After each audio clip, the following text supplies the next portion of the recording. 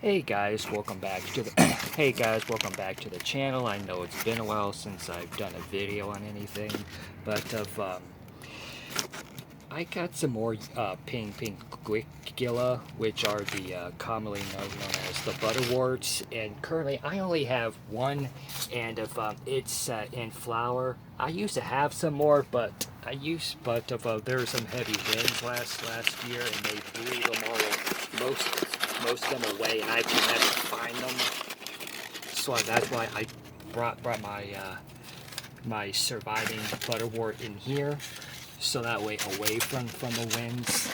And so I got so I went ahead and got some more Pinguicula. These are the Mexican kind.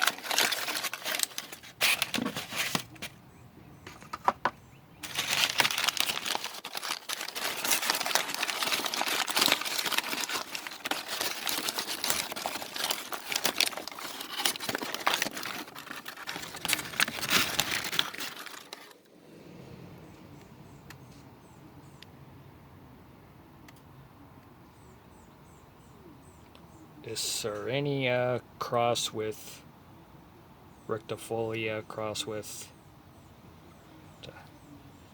Taquito. I'm probably butchering these names. And another one,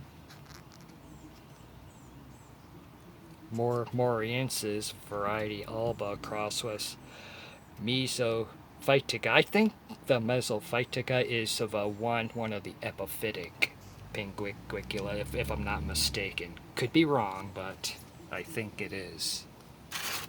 And if anyone doesn't know, a epiphyte is a plant that grows on other plants for support. Examples would be like of some orchids, some nepenthes, and some utricularia. Like this is a Utricularia alpina crossed with Humboldtii, and those are of epiphytic varieties too. Another thing I want to point out to you guys about whenever you order a Pinguicula, don't be too upset with the seller if the plant doesn't have a whole lot of roots on it. The reason why is because that Pinguicula do not have a whole lot of roots on them, because that they're some of the most shallow root plants on the planet.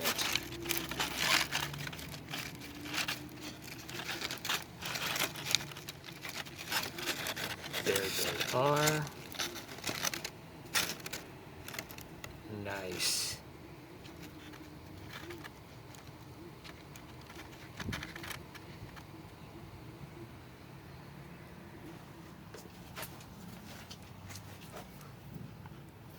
Because I don't know if you can see it or not, but it's got a tiny little root there. You just pop them on like that.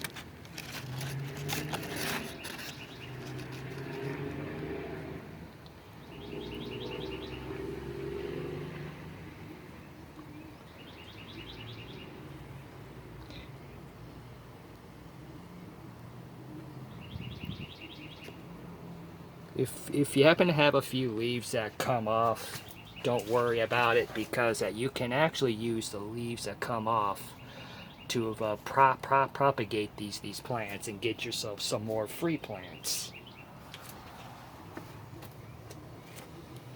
Just gonna put the leaves in here.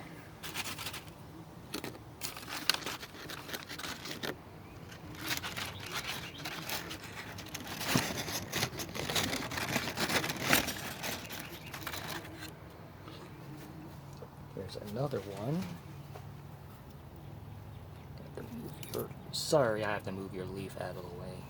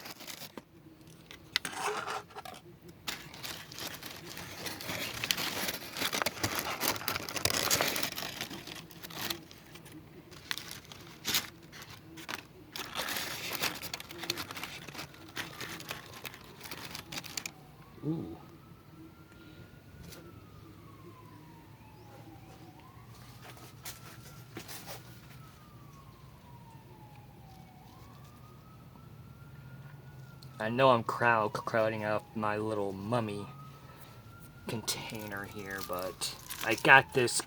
Yeah, this is really a candy bowl, but I got this a couple years ago at Walgreens, and I wanted to use it for a container for carnivorous plants. I know I'm running out of room there, so that's why I'm thinking on using this bunny here, which I got at the at-home store place for my another place to put my Pinguicula.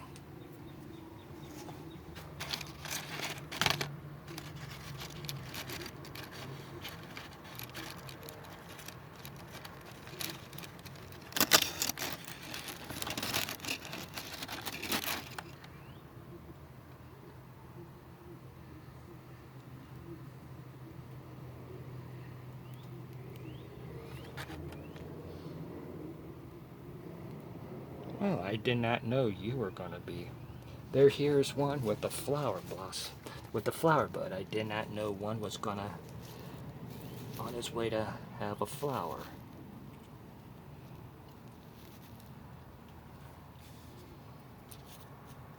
Okay. Within a few weeks, their little roots will of a grab hold of that soil there.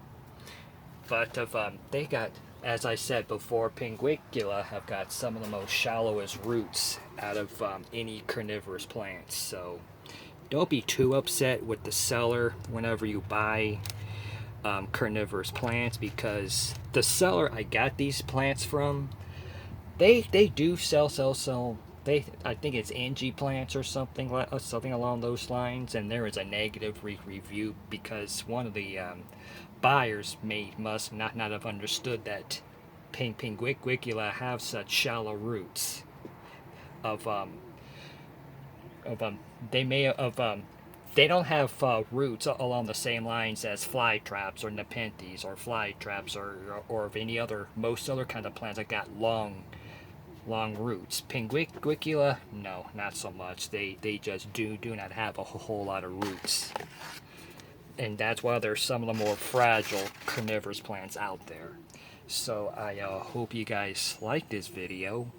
Give me a like, subscribe, and I'll see you guys next time.